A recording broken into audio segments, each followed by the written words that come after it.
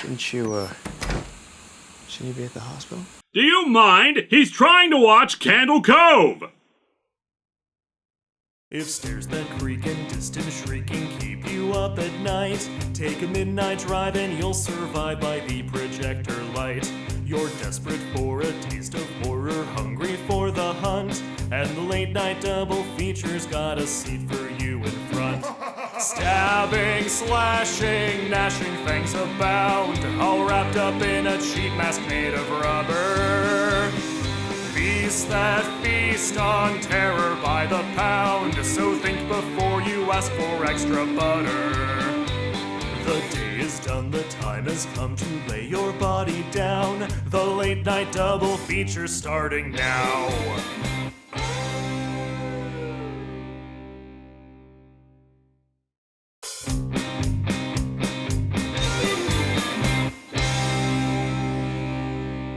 It's after midnight somewhere, so welcome to the Late Night Double Feature. I'm Clive Sinclair, and it seems we'll be going into the wee hours of the morning, because we have a triple feature tonight. It's American Ring Night, so let's get going as we start with the first of the three American films, The Ring. A remake of a Japanese horror movie adapted from a Japanese novel, The Ring is the story of Rachel, whose niece is mysteriously killed one night. She discovers that it was thanks to a haunted videotape she watched at a cabin with friends. Oh, and get a look at the selection of rental tapes available at the cabin. In another universe, these kids watched Your Hunter from the Future instead of the Ring tape. We will need a lot more hemp before we're through. Rachel watches the mysterious tape, which is full of strange, disturbing images. If the rumor about the tape is true, plus the phone calls she receives after watching it, she has 7 days before she will die. As such, she recruits her ex-husband Noah, who also watches it and has a copy made for him, to try to find the origins of the tape and keep them alive. They're spurned on further when their son, Aiden, watches the tape in the middle of the night. Their search brings them to Moisco Island, which several years before faced tragedy when a horse farmer, Anna Morgan, committed suicide after her horses all died mysteriously. They learn that Anna had an adopted daughter, Samara, who seemed to have strange, dark powers and may have been responsible for driving the horses to their deaths and caused undue strain on Anna and her husband, Richard. Richard soon commits suicide after declaring that this will never end. It's a real shame. Richard Morgan survived his suicide attempt, moved away, fathered a son, changed profession to a coroner, and then he and his son were killed by Jane Doe during her autopsy. Tragic, really. Following some more clues, they discover the final image on the tape, that of a stone well, is actually located right underneath the cabin where this all started. Unburying the well and accidentally falling into it, Rachel has a vision of Anna Morgan murdering Samara and shoving her into it. She discovers Samara's remains, and the 7-day time limit elapses without her dying. Thinking that the discovery of her remains ended the curse from the tape, Noah is blindsided when Samara's ghost emerges from the well and kills him. The face of pure terror, everyone, a grumpy Klingon. Rachel realizes that she survived the curse of the tape because she made a copy and showed it to someone, thus has Aiden repeat the process to save him, ending on an ominous note of asking what will happen to the person they show it to. Well, funny thing, this movie doesn't actually state out loud that they need to show it to someone else. They only say that they need to make a copy. It's just kind of assumed that that's what they need to have happen because of the sequels and the original films. The Ring does many things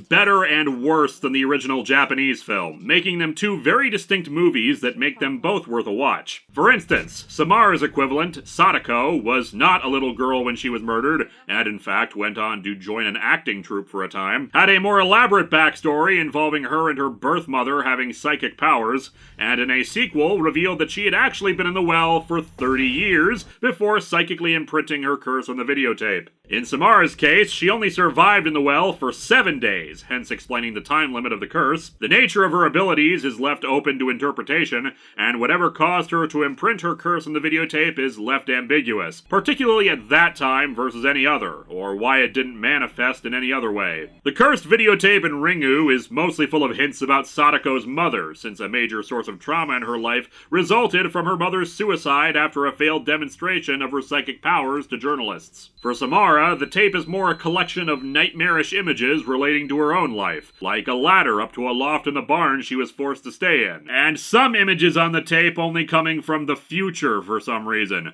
with said images only coming about because of Rachel's investigation. That part is never explained.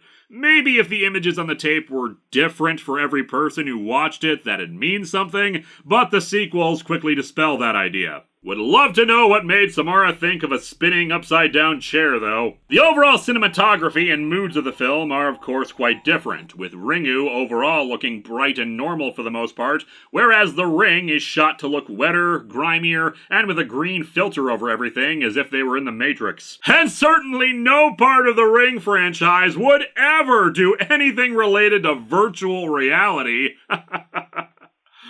I am so glad I don't talk about books or video games. Anyway, the main focus here is that The Ring is most definitely trying to be a moody horror movie, and it very much succeeds at that. Horrific imagery occurs throughout. The emergence of Samara at the end to kill Noah is terrifying and iconic, and the dark color palette of the film brings you into its dark mood. However, it is not a movie without flaws, and that's what I'm going to be focusing on for the moment. If only because this movie's issues are quite insignificant compared to its sequels. The primary issue with the film, at least for me, stems from Rachel's son, Aiden. I hate this character. Aiden is given a lot of significance early on, as if his weird, creepy, detached demeanor will contribute to the plot later, but no, he's just there for mood. In the original Ringu, his equivalent character was a little detached, but nothing out of the ordinary. It fit with the themes concerning changing social dynamics in Japan around family when it came to absent divorced parents who both worked a lot at their jobs. Here, Aiden is depicted as basically an emotionless adult in a child's body who calls his mother Rachel for no reason. It's arguable that this is, again, the detachment thing, but the way it's presented just seems off, especially when she doesn't seem to have any objection to it. If the movie was trying to present some commentary on negligent parenting, it seems very unexplored. Made worse in that in Japan, the child is mostly left to his own devices, whereas Rachel at least has a babysitter for him whenever she's out for a longer time. There's a point where Rachel is out on her balcony and looking at a neighboring building, seeing a mother whose daughter is also watching TV. At first I thought maybe this was supposed to be symbolic of hands-off parenting like she's doing, where they're just having their kids watch TV instead of doing things with them. But then it pans over to other apartments with just random other people watching TV or just doing stuff while the TV is on. So perhaps the true message of The Ring is TV exists and is probably bad, I guess. Perhaps it was trying to say something about what we let kids watch, playing off the same themes from Ringu on the subject, particularly with a change of motivation. As said in the recap, Aiden watched the tape late at night. And why did he watch the tape? I couldn't sleep. In the original film, the equivalent child, Yoichi, is tricked into watching the tape by his dead cousin's ghost asking him to view it. Obviously the work of the Ring Girl. While Aiden begins having some form of communication with Samara, the only thing we learn here is that he's such a bored child that he'll put on any random blank videotape to watch. Personally, I'd try to sneak some reruns of Tales from the Crypt while his mother's asleep, but sure, just a random blank videotape. Aiden knows where the real action is. And thus perhaps it's suggesting that parents should be more mindful of what their children watch, a concept that does not enter into the plot anywhere else. But then, of course, let's go back to Samara talking to Aiden, showing him images of her existence. Why? No explanation. It could be argued that it was just setting up for events in the second film, but then that raises the question of why Aiden in particular and not anyone else. The real thematic element seems to be about mental health, as indicated by Dr. Grasnick, the island's general practitioner, who talks about her own son who has developmental problems and how caring for a child who has them takes work. And the Morgans were unwilling to do that work. It could be, in turn then, likening it to Aiden and Rachel. But aside from odd behavior, there's nothing to indicate that Aiden has any issues related to mental health. Though maybe that's intentional, that they wanted Aiden to be on the spectrum, or at least not say it out loud to show a parent unable to grasp what was going on with him. Anna Morgan seemed to be suffering from a mental breakdown, and Richard blamed Samara for it. Whether Samara was malevolent or not is unclear. When she's at a psychiatric facility that's testing her, she says very innocently that she does want to hurt people and that she's sorry. Her tone very clearly indicating that she doesn't seem to have control over her powers. but in a later flashback to the same lines, she now performs them much more menacingly. You don't want to hurt anyone. But I do, and I'm sorry. But I do, and I'm sorry. At the very least, she's clearly angry after her death, as shown by the expression on her face when she finally emerges from the TV. And sadly, this is another point I must give the original, where Sadako has her eye turned frighteningly down towards her victim, as if she truly saw them as beneath her, or at least a sign of how people would look down at her in the well, but now she's towering over them. Whereas with Samara, she's just kinda grouchy looking. Still, there is something to be said for the different forms of presentation between the two. Sadako was an adult when she was killed in the well, and her outfit is an almost clean white dress. Not necessarily as frightening as Samara, whose entire form is still connected to the static of the videotape, and her attire is wet and dirty, as if she truly was left down in a well for a week. The VHS static is an important thing to mention as well in regards to the horror aspects of this, and what makes The Ring, and consequently other forms of horror that adopts the aesthetic like analog horror, so prevalent. Movies and TV shows present perhaps the most crystal clear representation of the real world. Images and moments captured on a screen, preserved for hopefully all of time. Colors and events and the world itself reflected back at us to view. However, older methods of preserving these moments are flawed. VHS and CRT TVs don't preserve the material in the same quality as modern-day HD footage. Thus, the world they show, washed out, full of static and glitches and color shifts, presents a world to the viewer that is like ours, but corrupted, warped, degrading, and thus it is there where monsters dwell. Another advantage that this one has over the original Ringu is that Rachel is definitely more of an active character and ends up doing better at research than her estranged husband, even going to the island alone, while it was the opposite in Ringu, where it often felt like Rachel's equivalent, Reiko, was more along for the ride, and Noah's equivalent character did all the work. Reiko spent a lot of time panicking and worrying about her son instead of trying to push forward, whereas Rachel never loses her resolve and just keeps going on to save Aiden. Not sure why she'd want to save Aiden when he's such a creepy little weirdo, but then again, I don't have kids. I am desperately lonely and spend all my time watching horror movies. Still, there seem to be some elements that point to this script being rewritten over and over during the process of turning Ringu into The Ring. Some of it seems to be steeped in weird aspects, like the lack of a recurring thematic core throughout the film, others concerning Aiden's communication with Samara, and then there's just the occasional bit of weird dialogue that sounds creepy, but connects to nothing. I think before you die, you see the ring. Actually, you see a lot of things before you die, Rachel. Like, for instance, a pissed-off ghost girl who comes out and kills you. And then there's when Rachel tells Aiden that they found Samara's body, and he's aghast that they're giving her remains a proper burial. Don't you understand, Rachel? She never sleeps. What does that mean? She was already killing people with the tape, and she continues to kill people with the tape afterwards. Her body's discovery and burial doesn't mean anything one way or another.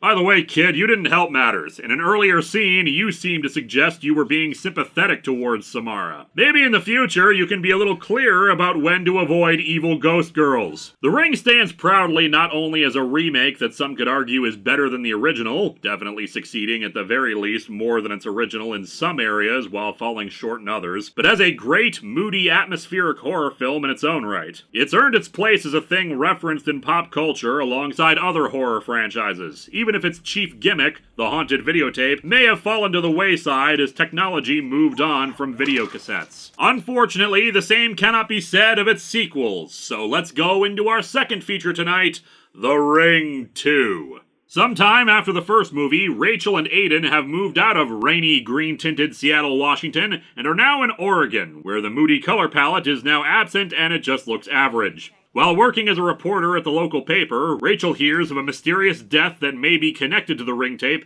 and decides to investigate. Discovering that indeed the ring tape killed the boy, she finds and destroys the tape, only for Samara to start haunting Aiden and eventually begin possessing him. Aiden somehow shares with Rachel a series of visions about Samara's past, presented as if these images came from the videotape, because this movie understands that aesthetic at least, even if it's nonsensical. And she goes out hunting for Samara's birth parents to try to find a way to save her son. Her investigations bring her to a woman named Evelyn, played brilliantly by Sissy Spacek, and I recall an interview in the build-up that specifically wanted her because of her playing Carrie, now confined to a psychiatric hospital. She had the baby as a teen and claims that she was impregnated by waters of the world beyond this one. Spoilers for the third movie tonight. No, she wasn't.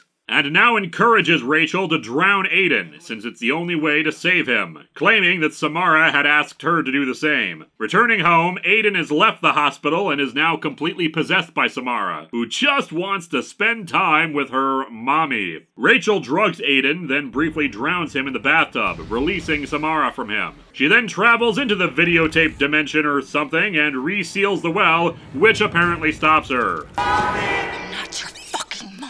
And Naomi Watts just suddenly becomes Canadian for a second there. Although considering she's an Australian actress who grew up in Wales, I can't really hold it against her when her accent only slipped once in 2 movies. Just hope there aren't any other people in this franchise who hide their accents much more poorly. And then I guess falling off a cliff brings you back to the real world, and Rachel and Aiden are reunited and will probably be okay, especially since we don't see them in the third movie. The Ring 2 is bad. Inexplicably bad, because not only do we have the same screenwriter as The Ring still around, but we swapped out Gore Verbinski as director with Hideo Nakata, the director of the original Ringu. This was Nakata's third Ring movie, having directed Ringu 2 as well, but he had directed several other horror films in his career, including Dark Water and Don't Look Up, with more horror movies after this, even returning to the franchise yet again in 2019. And yet, not only is this film not scary, it strips away what made the Ring Girl frightening at all, and reduces her motivation to just wanting a mommy. Perhaps the blame can be laid at the feet of the screenplay by Aaron Kruger, who, as I said, wrote the screenplay for Verbinski's film. Although maybe that's a case of The Ring being good in spite of the screenplay, because Kruger's other credits include 3 live-action Transformers movies, The American Ghost in the Shell, and the 2019 remake of Dumbo. It's even stranger that Hideo Nakata is here for this at all. Gore Verbinski not sticking around for another film makes sense, but why would Hollywood tap a Japanese director, even one already associated with the franchise, instead of someone else in Hollywood already to follow up on the massively successful first film? To the movie's credit, it does have many cool shots, like Samara coming out of the well to attack the opening kill, as opposed to the other way around, even though it's kind of nonsensical. So from her perspective, there's just this rectangular floating box that she actually crawls through in the videotape dimension. But aside from the shift in motivation for Samara between films, what are the other problems making the movie just not work? Well, for starters, it's too long. The Ring was almost 2 hours long, but it got the mystery going about the tape right away. The Ring 2 takes its sweet time, failing to establish mood for its first half. Some mysterious things are happening, like Aiden's body temperature dropping and him seeing Samara in a bathroom. Side note, Samara floating over to Aiden in the bathroom is more hilarious than scary. Look at her go! It's like she's on roller skates!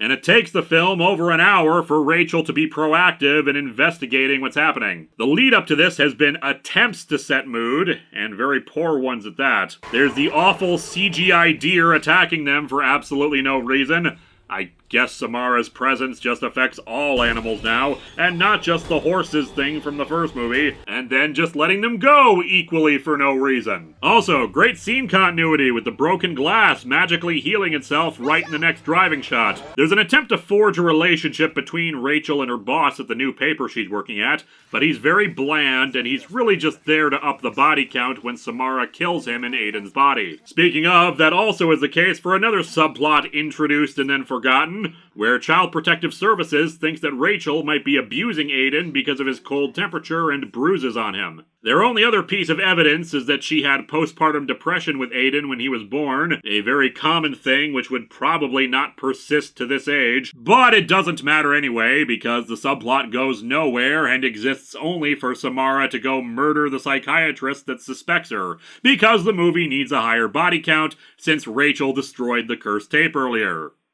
Speaking of, Yes, Rachel is spurned into action by a new set of images that Aiden transmits to her through his non-existent psychic powers, I guess, because we milked the original film's disturbing images, and we need something new to be creepy other than bad CGI deer and roller skating ghosts. This, of course, makes little sense on top of all the normal reasons it doesn't make sense, because with the tape, Rachel had specific images she could compare and look at and do proper research on, whereas here she's going by memory of very quick images transmitted to her without details she can study. But yes, once the movie suddenly remembers the first film, even finally bringing back the excellent score of the first, it starts getting better. Rachel returning to the Morgan farm, in the process of being sold in the film's best scene by Gary Cole, to try to find details of Samara's adoption and thus her biological parents. A great visual is where she finds the mirror from the original tape again, and her image is distorted like those who have their photographs taken after the ring tape has you. But it's just a result of grime on the mirror. It's a subtle creepy moment, which this film most certainly needed.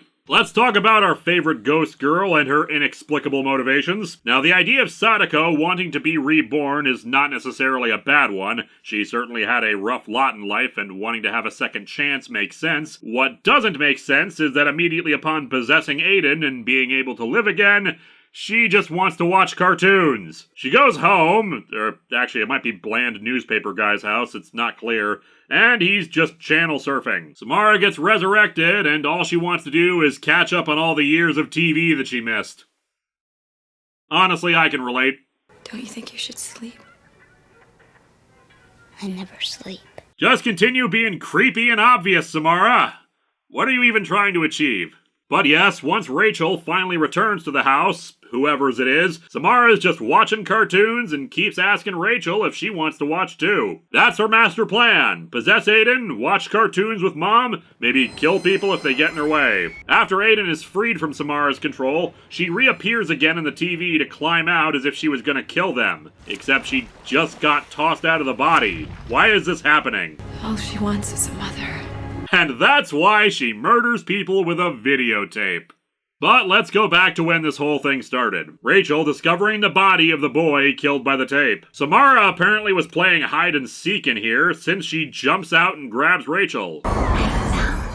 You were looking for her? Why? She fulfilled the curse and passed it on. And you're a supernatural being who can apparently appear outside the tape now, given what you just did. What was stopping you from getting to her before this? And if you were looking for her, why didn't you take her now when you've got her? And yes, Samara's appearance here isn't the only one, since she evidently can just do a bunch of ghost stuff outside the tape now. Electronics going haywire, stove burners turning on, items shaking. Then she has the picture of the tree from the cabin burn into the attic because, I don't know. And this, of course, leads to more nonsensical dialogue. But if she knows that, what I did might make her want to hurt us. You destroyed the tape in the last movie without incident, and if she can appear outside of the cursed tape like this, why does she bother using the cursed tape at all? She hears everything, except when we sleep. She can't hear us when we sleep. Why? How? Is this part of that whole she never sleeps thing from the first movie that is completely unrelated? And wait, she still first appeared to Aiden in one of his dreams. And if she can hear everything, why did she go found you after Rachel examined the corpse? Or is the implication supposed to be that Rachel finding the body at the end of the first movie is what gave her all these powers? Because that still doesn't make any sense, since again, why still follow the rules of the curse at that point, and not just start attacking her and possessing Aiden immediately? A lot of time has passed since the last movie. She didn't die. At least, not her ghost. Rachel, I want you to think about what you just said about her ghost not dying. I want you to think about that very hard. And then I want you to slap yourself in the forehead. Aiden is less annoying in this movie than in the first, but only so much. It helps that he's acting like an actual child instead of some kind of robot boy with mysterious otherworldly knowledge. He's still calling Rachel by her name instead of Mom, and she finally asks why. I like Rachel. Well, Mom has its charms too, you know. But Rachel, is more your personality.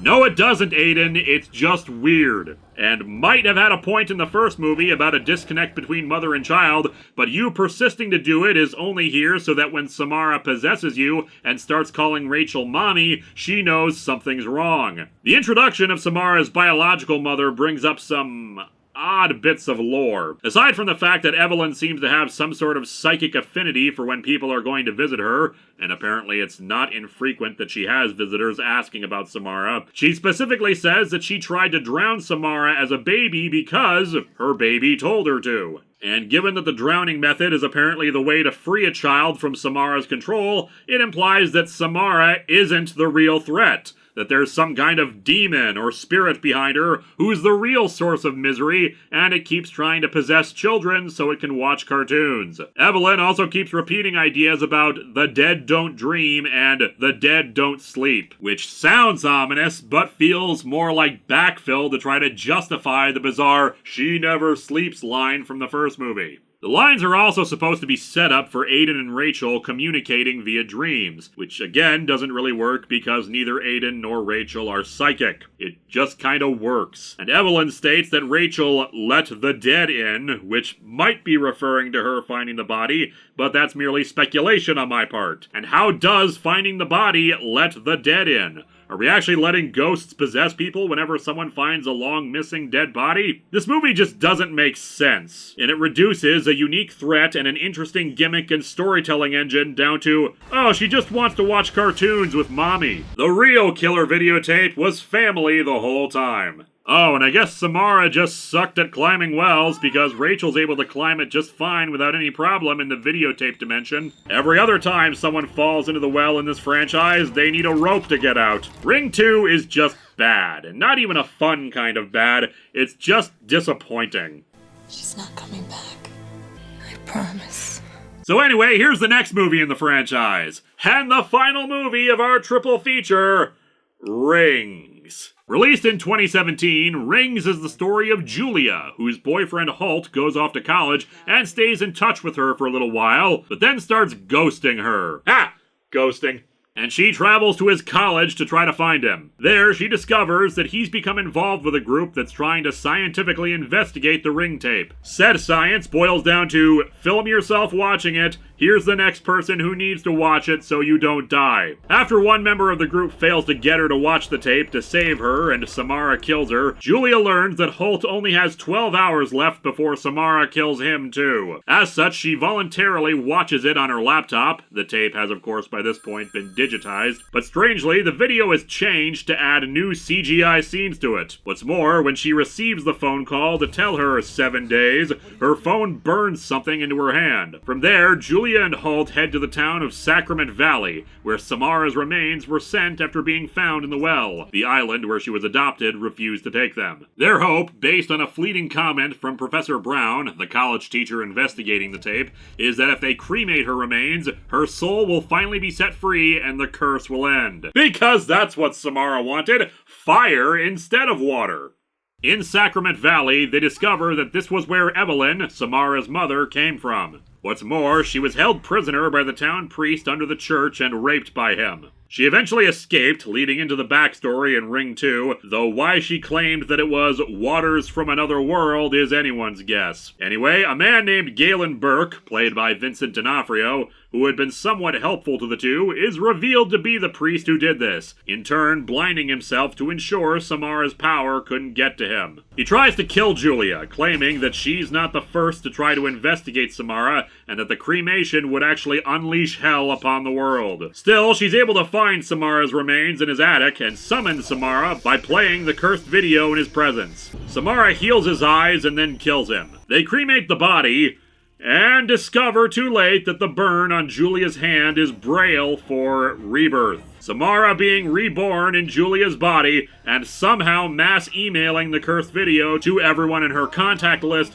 and I guess that leads to the end of the world. Rings is better than Ring 2, but it's not good. It's just bad in completely different ways. This is the kind of movie that feels more like a cinematographer got the chance to be a director for the first time, but didn't have a script to match their ambitions. There are some great visuals in the film, but the script is incredibly weak, coming from David Lauca and Jacob Estes, both of whom have made material that I'm not familiar with, and perpetual failing upwards writer Akiva Goldsman. The characters are very flat, with the exception of Vincent D'Onofrio, who's good in everything he does. Julia exists mostly just to pout at everything around her, and Holt is a weird Robert Pattinson-looking block of bland. Mind you, what probably would have helped was choosing different actors for these roles. Julia is played by Italian-American model and actress Matilda Lutz, and her accent breaks through all the time in her performance. It is very evident that English is not her first language, or at least she grew up in an area which got her to have a thicker accent. I'm looking for my boyfriend. He's supposed to be in your class. So you're supposed to pass on a death sentence to someone else? They tried to kill her, but Samara survived for 7 days at the bottom of the well. No, I'm sorry. I meant the girl with the violin. Holt's actor, Alex Rowe, is actually British, and he hides his accent better, but it still slips through on occasion. It's yet another bizarre decision for this series. If you were going to cast unknowns, why go for people who can't hide their accents very well? But moving aside from that, just in general, the film feels uninspired. It does move along at a better pace and is the shortest of the 3 American Ring films, but it still feels like it's spinning its wheels a bit too much. Whenever it starts trying to build mood and atmosphere, it's ruined by unnecessary jump scares. Now, the series is not without jump scares, particularly the American ones, but The Ring especially seemed to do a better job of holding off on them for maximum effect. Here, it feels more like the director is afraid the audience will get bored if it tries to go for mood for too long, and thus throws in an umbrella suddenly opening loudly, or a sharp music sting when we see an eel swimming that is quickly forgotten. Instead, I'm bored by the witless and inane dialogue, and the fact that the first half of the film, with the setup of an attempt to scientifically analyze the Ring tape and what it means, is completely forgotten at the halfway point, so we can go and do the first movie all over again. The Ring works both in the original and the remake because it's a mystery. What is this tape? Why will we die in 7 days? What's the deal with the well? The Ring 2 tried to replicate that with adding a new mystery around Samara's birth parents, but it's not great because we already know what we need to know about Samara. The cursed tape and how she died and what the images on the tape meant. Meeting Samara's birth mother affects nothing other than her telling Rachel, "Go murder your son to save him," and that's it. Here, they try to introduce a more interesting mystery by unusual behavior in the tape. New images on it, a burn mark in Julia's hand, but the mystery has to have a satisfying payoff to be worth the journey. And it's not. Samara's mother was raped by a priest, and this somehow resulted in a child who had evil things happen around her. And she decided to leave a clue in Braille on the hand of her victim to indicate, "Oh, by the way, cremate my remains and this will somehow lead to me being reborn in your body." And this attempt at resurrection is even more baffling than with Aiden. If she's just gonna end up looking like her ghostly form anyway, what's even the point of being reborn in another body? And I've got to say, having seen every movie in this franchise from both sides of the ocean, all of the worst films in this series have the same plot. The ring girl wanting to be resurrected. Part of the problem is that the movies don't seem to know why that's a bad thing, other than it usually involves killing someone else to do it. But beyond that, nothing. It's just bad because she's evil, or she wants to destroy the world, which seems like a bit of an overreaction and moves the franchise from personal horror story to apocalyptic threat because of a videotape ghost. The movie likes to tease the audience with interesting possibilities, but then never does anything interesting with them. For instance, the opening scene in the film has characters on a plane, with one guy who has seen the tape, and now Samara's coming out to kill him. It should be an interesting set piece and provide some answers to questions, like, do the other people here see Samara when she kills him? Do they see the images of the well being projected on the screens? Is she causing the plane to crash? Does the plane even crash at all? Is she able to affect other people just because of their proximity to one guy who has the curse? No idea the answer to those questions. She crawls out of a cockpit monitor, and then he dies, and then we never hear about any of this ever again. Or if we did, then it was so unimportant a detail that I forgot. There are weird little things that they add on to this that aren't necessarily bad, just odd. For instance, Samara had a thing with horses in the first movie, then deer in the second for no reason other than Richard Morgan had deer antlers in his basement, and now this movie, she apparently hung out with cicadas a lot. Maybe they kept her company in the well? It's not stated. Next, when Professor Brown first gets a copy of the curse tape and watches it, the rain outside starts going backwards up into the sky. This might be a reference to Ring 2, where Samara possessing Aiden caused water in a bathtub to be repelled from him, but otherwise, that was not a thing in the previous films. In Professor Brown's little research bar and club that he has set up, he also has a video camera set up with a paper about the ring tape stuff just hanging around in a hallway for no reason. Probably the best scene in the movie is Samara's first proper appearance, crawling out of a flat-screen TV, and answering one of those joke questions that people have had. What if you just put the TV against a wall or something? In this case, it's the floor. And yeah, she can just lift the TV and slide out from under it. Also, this looks very much like it's CGI and then becomes an actual actress, but it feels wholly unnecessary to be CGI, and it looks unnatural and off as a result. Better CGI than the deer, at least. A little disappointed the image didn't do what Sadako vs. Kayako did, where the 4x3 frame stretches and fills out a widescreen TV, but this appearance is still good for what it is. There's apparently been some talk about a fourth movie, maybe even doing an actual crossover of American Ring and Grudge movies, but I wouldn't hold my breath in that regard on either. Or if it is, they'll probably be ignoring the end of Rings. It's not the worst movie in the franchise, but Rings is definitely uninspired and was not worth the wait between films. And while we won't be spinning the wheel because we already decided what I'll be covering in November, we will still close out with Clive Sinclair's Healthier Living Through Horror, where the movies give us advice on how to lead more prosperous lives. For The Ring, be kind, don't rewind. If you come across a haunted videotape, make sure you watch to the end and do not rewind it. It may spare the next people to come across it a first viewing. They may rewind the tape a bit and realize, oh no, this videotape is haunted. Better not watch this. For The Ring 2, if you have satellite or cable TV, make sure you have Cartoon Network as part of your package. If a ghost possesses your child, all they'll want is to watch cartoons all day, and it'll at least mean you can spend some quality time with them. And finally, for rings. If you're gonna make friends with any animal in the world, make it cicadas. Deer are actually complete assholes and will wreck your car for no reason. And horses will go nuts and traumatize several audience members with their actions. But cicadas are your friends to the end. When we return in November, it's Exorcist Prequel Night. I'm Clive Sinclair, and it's just after midnight somewhere.